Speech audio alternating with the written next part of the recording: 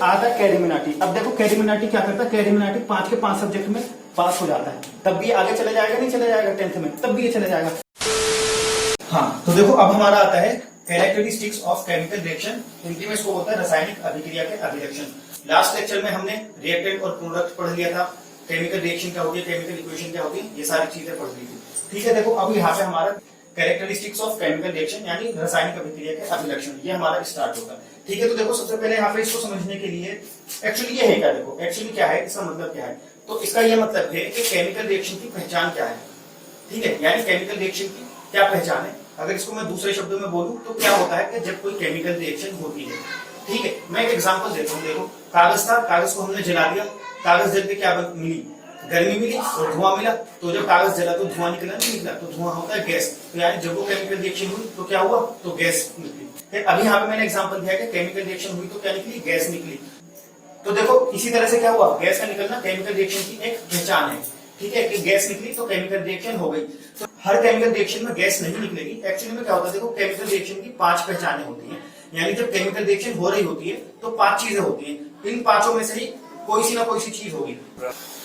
हाँ, तो यहाँ तक मैंने तुम्हें क्या बता दिया कि केमिकल रिएक्शन की 5 पहचानें होती हैं, यानी जब कोई केमिकल रिएक्शन होती है तो कोई 5 में से कोई एक चीज होती है। ठीक है, देखो बच्चों इसको और बेहतर तरीके से समझने के लिए ना एक मैं तुम्हें एक एग्जाम्पल देता हूँ। देखो दुनिया में ना एक देश है, शायद तुम्हें यकीन नहीं करोगे, एक देश को क्या बोलते हैं, नेशन।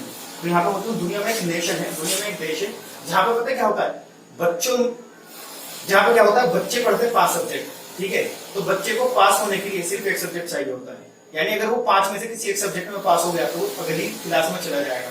उस देश का नाम भी बताऊंगा मैं अभी एंड में। ठीक है, समझ में आए? तो देखो मैं तुम्हें एक एग्जाम्पल बताता हूँ।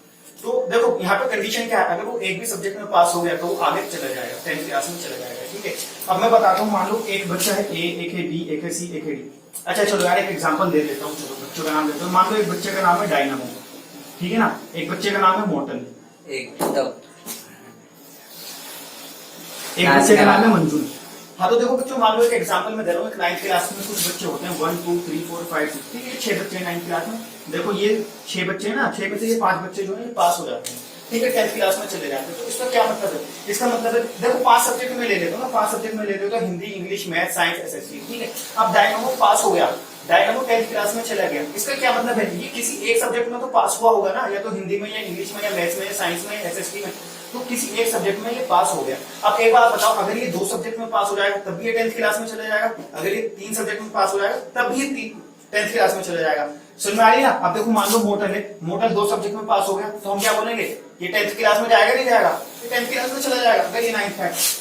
अगर मैं फिर से बता रहा हूँ, देखो ये हमारे इंडिया का एग्जाम्पल मत ले लेना, ये एक दुनिया में एक देश है, देश, उस देश का नाम बताऊंगा, उस नेशन का नाम मैं बताऊंगा वीडियो के एंड में, कौन सा देश है ये, कौन सा इतना बेहतरीन देश है जिसमें एक ही सब्जेक्ट में पास होता है तो आगे भेज देते हैं।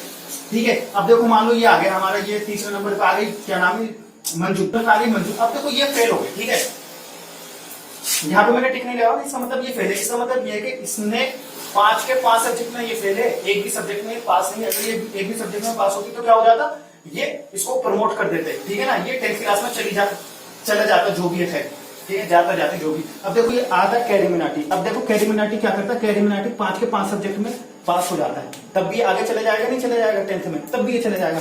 अब आता है आसिम रियाज, मान लो आसिम रियाज 3 सब्जेक्ट में पास होता फिर भी वो आगे चला जाएगा। अब देखो यहाँ पे हमारा है अंडरटेकर। ठीक है, एक बच्चे का नाम यार छोटा, इतना पिद्दू सा बच्चा है वो, अंडरटेकर उसका नाम है अंडरटेकर नाम है।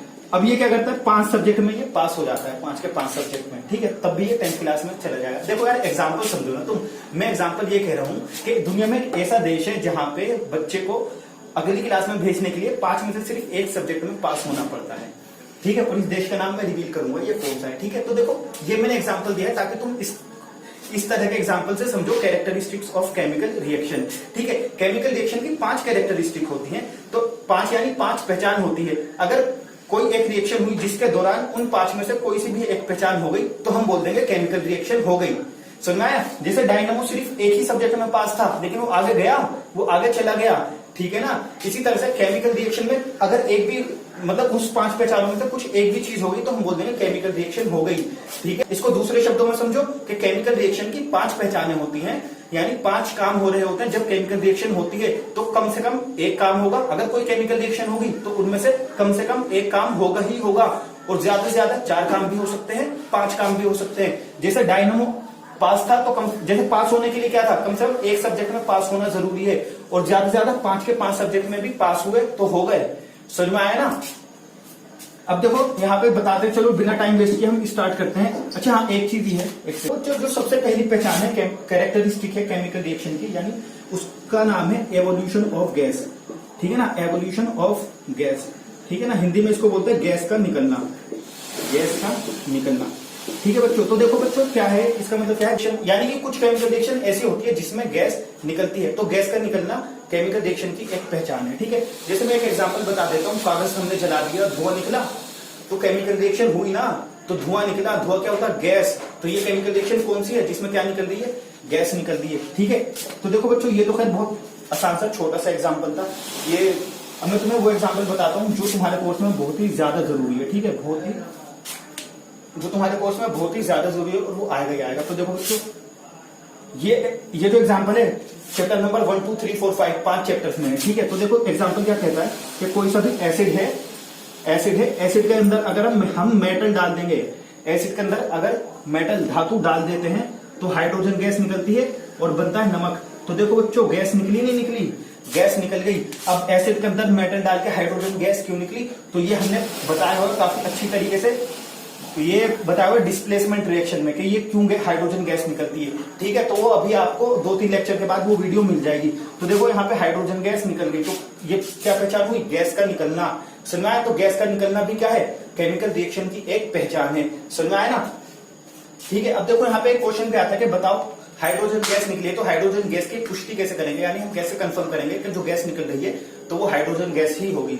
ठीक है, तो देखो हाइड्रोजन गैस की क्या पहचान होती है, किसी जगह से अगर हाइड्रोजन गैस निकल रही है ना, तो उसके सामने तुम मोमबत्ती रख दोगे।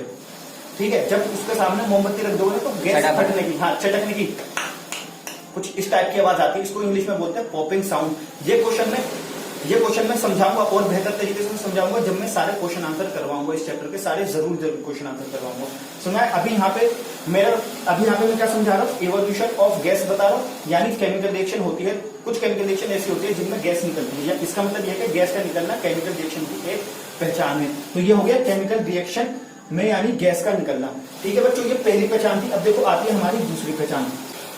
हाँ, तो देखो बच्चों, केमिकल रिएक्शन की दूसरी पहचान है चेंज इन स्टेट, यानी अवस्था में परिवर्तन। तो देखो बच्चों, इसको समझाने के लिए मैं तुम्हें एक एग्जांपल देता हूँ।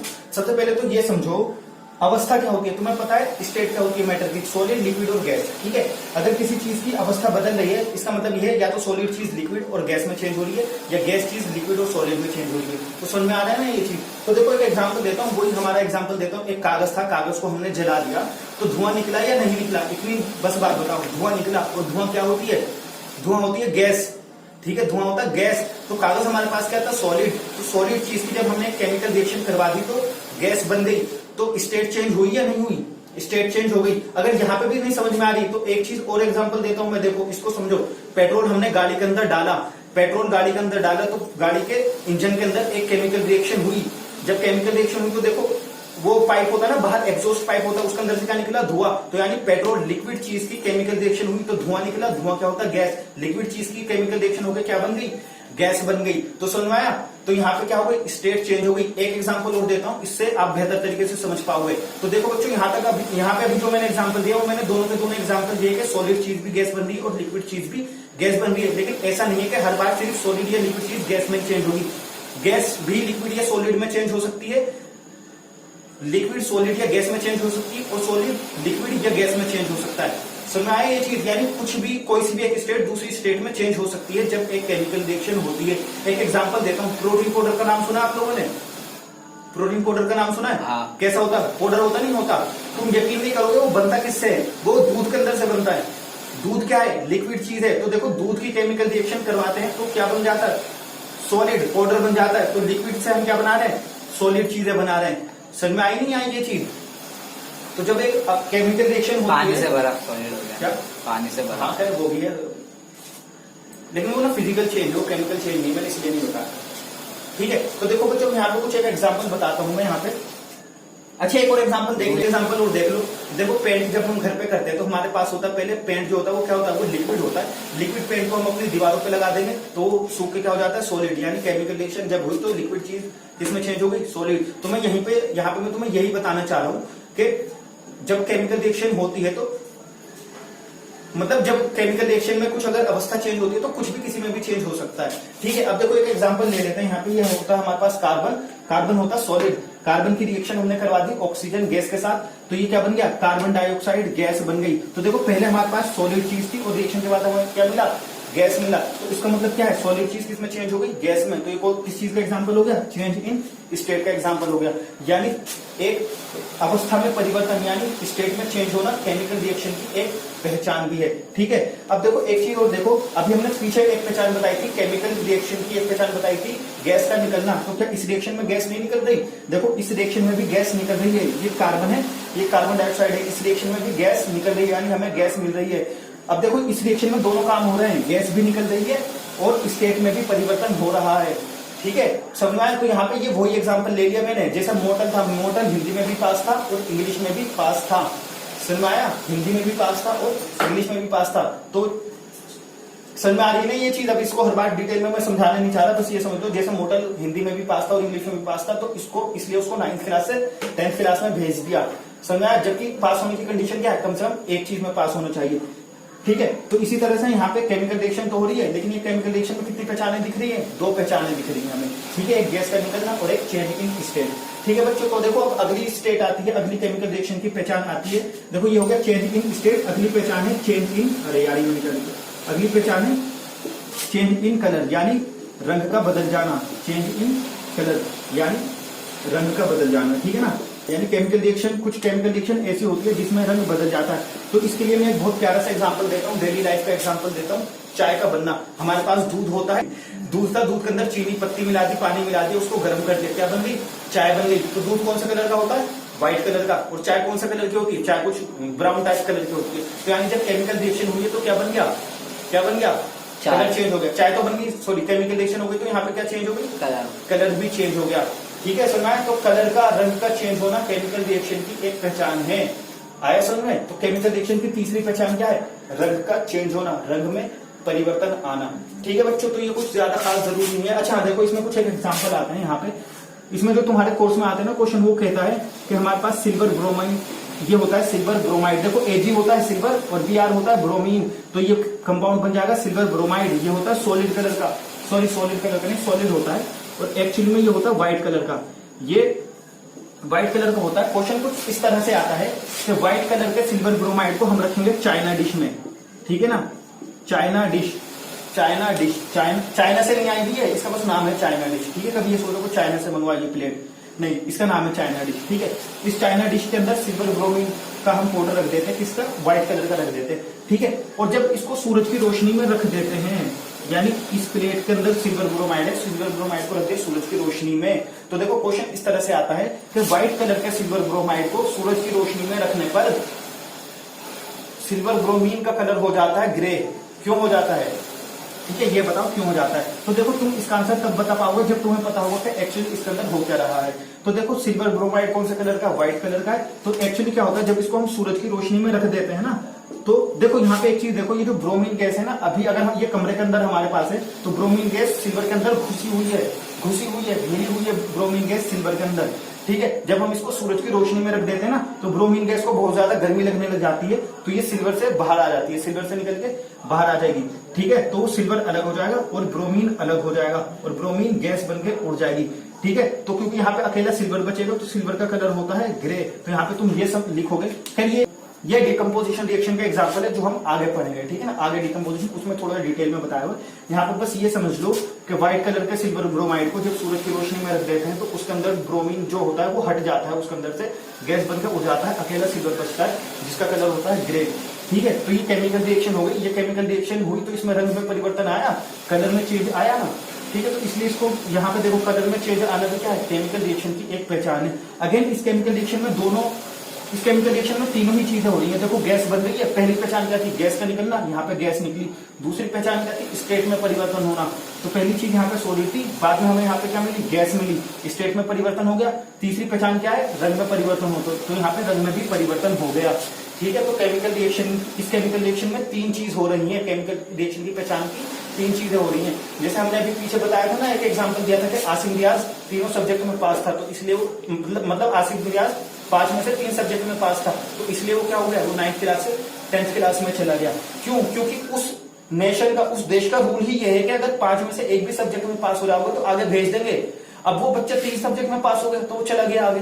ठीक है, इसी तरह से अगर 5 में से कोई सी भी एक चीज हो गई तो केमिकल रिएक्शन हो जाएगी। 5 में से कोई सी भी एक चीज होगी तो केमिकल रिएक्शन हो जाएगी। कम से कम कोई एक चीज हो गई। अब यहाँ पे कितनी चीजें हो रही है, 3 केमिकल रिएक्शन की पहचान हो रही है। ठीक है, तो देखो ज्यादा दिक्कत लेने की बात नहीं है यहाँ पे, ज्यादा मतलब मुश्किल चीज नहीं है, बहुत ज्यादा मुश्किल नहीं है, आसान सी चीजें हैं। ठीक है, अब देखो तीसरी पहचान होगी चेंज इन कलर। अब देखो चौथी पहचान क्या है इसकी, केमिकल रिएक्शन की चौथी पहचान है चेंज इन टेम्परेचर। ठीक है ना, चेंज इन टेम्परेचर। तो देखो बच्चों, टेम्परेचर तुम लोग समझते होंगे, उसको बोलते हैं तापमान इंग्लिश में, सॉरी हिंदी में इसको बोलते हैं तापमान, यानी तापमान में परिवर्तन आना, यानी या तो कोई चीज गर्म हो जाए या कोई चीज ठंडी हो जाए। जैसे मैं तुम्हें एक एग्जांपल, वही एग्जांपल दे रहा हूँ, बहुत पुराना सा एग्जांपल देता हूँ। लकड़ी थी, लकड़ी को जला दिया, या कागज था, कागज को जला दिया, गैस निकली तो एक अलग बात है, कागज को क्या कर दिया हमने, जला दिया। देखो जब कागज को हमने जला दिया, कागज के अंदर से गर्मी निकलेगी नहीं निकलेगी? केमिकल रिएक्शन होने से पहले क्या वो गर्मी थी? नहीं थी। केमिकल रिएक्शन होने के बाद गर्मी है। इसका मतलब क्या है, टेम्परेचर में चेंज आया या नहीं आया? टेम्परेचर में चेंज आया, टेम्परेचर में बदलाव आया। तो टेम्परेचर में बदलाव आया यानी केमिकल रिएक्शन की एक पहचान ये भी है, टेम्परेचर में बदलाव आना। ठीक है, अगर तुम्हें ये भी समझ में नहीं आ रहा तो देखो एक एग्जांपल देता हूं मैं। कभी शायद तुमने कार्बाइड देखा होगा, कार्बाइड होता है, वैसे कार्बाइड बोलते हैं हम आम भाषा में उसको। वो कार्बाइड होता है ना, वो व्हाइट व्हाइट सा, उसके ऊपर अगर तुम पानी डाल दोगे ना तो वो गर्म होने लग जाता है। ठीक है ना, यानी क्या होता है वहां पर, कार्बाइड जो होता है वो पानी के साथ रिएक्शन करता है, और वो पानी के साथ जब रिएक्शन होती है तो उसमें गर्मी निकलती है। तो यार यहाँ पे यही तो मैं तुम्हें बताना चाह रहा हूँ कि केमिकल रिएक्शन की एक पहचान ये भी है, चेंज इन टेम्परेचर, टेम्परेचर में बदलाव आना केमिकल रिएक्शन की पहचान है ये। ठीक है, अब देखो एक चीज देखो यहाँ पे समझो, मैं तुम्हें कुछ एग्जाम्पल दे देता हूँ अपनी डेली लाइफ में। एक तो पहले बात में हमने ये एग्जाम्पल दे ही दिया, कागज का जलना। ठीक है ना, अच्छा एक चीज और यहाँ पे ये जरूरी नहीं है कि हर बार जो मतलब हर बार टेम्परेचर सिर्फ बढ़े, ये जरूरी नहीं है कि हर बार टेम्परेचर इंक्रीज हो, टेम्परेचर बढ़े, टेम्परेचर घट भी सकता है। जैसे मैं एक एग्जांपल बताता हूँ, मान लो हमारे पास गर्म चाय है, चाय हमारे पास क्या है, बहुत गर्म चाय है, चाय के अंदर अगर मैं ठंडा दूध डाल दूंगा तो क्या हो जाएगी, ठंडी हो जाएगी ना चीज। हाँ तो देखो बच्चों, अभी हमने क्या एग्जांपल बताया कि हमेशा जरूरी नहीं कि हमेशा टेम्परेचर सिर्फ बढ़ेगा, यानी चीज हमेशा सिर्फ गर्म होगी, चीज ठंडी भी हो सकती है। जैसे वही एग्जांपल लेते हैं, हमारे पास गर्मा गर्म चाय है, अगर हम चाय के अंदर गर्म चाय के अंदर ठंडा दूध डाल देंगे तो ओवरऑल चाय क्या हो जाएगी, ठंडी हो जाएगी, यानी इस केमिकल रिएक्शन में चीज क्या हो गई, ठंडी हो गई। समझ में आया ना ये चीज, समझ में आया? तो देखो बच्चों, यहाँ पे ज्यादा एग्जाम्पल मतलब ज्यादा दिक्कत लेने की यहाँ पे बात नहीं है। ठीक है, इस रिएक्शन में एक्चुअली क्या होता है, देखो ज्यादा दिक्कत लेने की बात नहीं है, समझाने की चीजें सिर्फ समझ जाओगे। अभी आगे एग्जांपल आते चले जाएंगे, आप लोग इसको और ज्यादा बेहतर तरीके से समझ पाओगे। तो देखो बच्चों, 4 एग्जांपल समझ में आ गए ना, यानी 4 पहचानें समझ में आ गई केमिकल रिएक्शन की। पहली पहचान गैस का निकलना, दूसरी पहचान रंग में परिवर्तन, तीसरी पहचान स्टेट में अवस्था में परिवर्तन, फिर एक चौथी पहचान टेम्परेचर में चेंज होना। ठीक है, अगेन मैं फिर से बता देता हूँ, कोई केमिकल रिएक्शन होगी तो जरूरी नहीं है कि ये 5 की 5 पहचानें हो रही हैं, इन 5 में से कम एक पहचान होगी ही होगी। ठीक है ना, सुना? तो देखो बच्चों, चौथी पहचान होगी चेंज इन टेम्परेचर, और 5वीं पहचान देखो है वो है प्रेसिपिटेट का बनना। ठीक है, प्रेसिपिटेट को हिंदी में बोलते हैं अवक्षेपण, तो 5वीं पहचान होगी अवक्षेपण का बनना। तो बच्चों, ये प्रेसिपिटेशन रिएक्शन क्या है, कैसे बनती है, क्या होता है प्रेसिपिटेशन में, ये काफी डिटेल में बताई हुई है। ठीक है, अब जो आप वीडियो देखोगे वो प्रेसिपिटेशन रिएक्शन की ही है। ठीक है, हाँ तो बच्चों देखो, ये जो 5वीं है ये सबसे ज्यादा कंफ्यूज करती है, बच्चों को समझ में नहीं आता कि प्रेसिपिटेशन है क्या, ये प्रेसिपिटेट क्या चीज होती है। ये 12th क्लास तक के बच्चों को समझ में आता है प्रेसिपिटेट क्या है। तो सबसे पहले मैं तुम्हें एक एग्जांपल देता हूँ। दूध होता है, जब दूध फट जाता है तो दूध के अंदर वो व्हाइट सा कुछ आ जाता है, तो प्रेसिपिटेट नहीं, दही नहीं, दूध जब फट जाता है ना, तो हाँ तो वो व्हाइट का एक तो पानी होता है और एक व्हाइट का टाइप का कुछ होता है। तो जो व्हाइट का टाइप का होता है ना, उसी टाइप का होता है प्रेसिपिटेट। अब देखो समझो इसको जरा, अभी तो मैं तुम्हें नॉर्मल तरीके से समझा रहा हूँ, फिर तुम्हें एक ऐसा एग्जांपल दूंगा जिससे तो तुम्हारी समझ में आ जाएगा। ठीक है, देखो प्रेसिपिटेट बना कैसे, मान लो मेरे पास था दूध, क्या था मेरे पास, दूध था। देखो दूध जब वो फट जाता है, दूध जब फट जाता है तो दूध का लिक्विड पार्ट और वो व्हाइट पार्ट अलग हो जाता है। हाँ। ठीक है, इसका मतलब लिक्विड पार्ट और व्हाइट पार्ट जो होता है वो दूध के अंदर पहले से क्या होता है, मौजूद होता है। ठीक है, ये दूध था, ये मिल्क था। ठीक है, ये पहले से इसमें मौजूद है, व्हाइट वाला पार्ट भी और लिक्विड वाला पार्ट भी। लिक्विड वाले पार्ट को वे बोलते हैं। ठीक है, WHEY वे, WHEY वे, और उसी से वे प्रोटीन बनता है। ठीक है, देखो इसमें मान लो मैंने डाल दिया नींबू। ठीक है, नींबू डाल के इसको गर्म कर दिया मैंने, तो क्या हुआ, दूध फट जाएगा। ठीक है, तो जब दूध फट जाएगा तो तुम एक चीज देखो, ये लिक्विड हो जाएगा और ये व्हाइट सा पार्ट, समझ आ रही है ना, ये व्हाइट सा पार्ट भी अलग हो जाएगा। अब ये व्हाइट सा पार्ट दूध के अंदर से निकला क्यों, क्योंकि हमने इसके अंदर क्या डाल दिया, नींबू डाल दिया। ठीक है, यानी कि जब इसके अंदर नींबू डाल दिया तो ये जो व्हाइट वाला पार्ट है ये क्या कह रहा है कि भाई अब तो नींबू आ गया, अब मैं नहीं रहूंगा यहाँ पे, अब मेरा गुजारा नहीं है इसके साथ, मैं निकल गया बाहर, अब ये आ गया गुस्से में बाहर।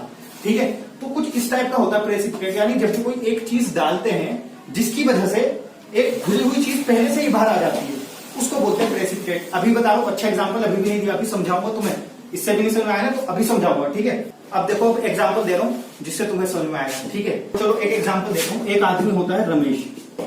ठीक है, रमेश का घर है, रमेश है अपने घर में, रमेश अगर घर में है तो रमेश की नई शादी हुई है, भाई बीवी भी है रमेश के पास। ठीक है, तो भाई घर में बड़ी हंसी खुशी से रह रहे हैं यार, बीवी भी बड़ी हंसी खुशी से रह रही है, रमेश भी हंसी खुशी से रह रहा है। लेकिन जो रमेश होता है भाई, होता है सावधान इंडिया वाला देवर। ठीक है, मतलब सावधान इंडिया का है तो भाई रमेश है।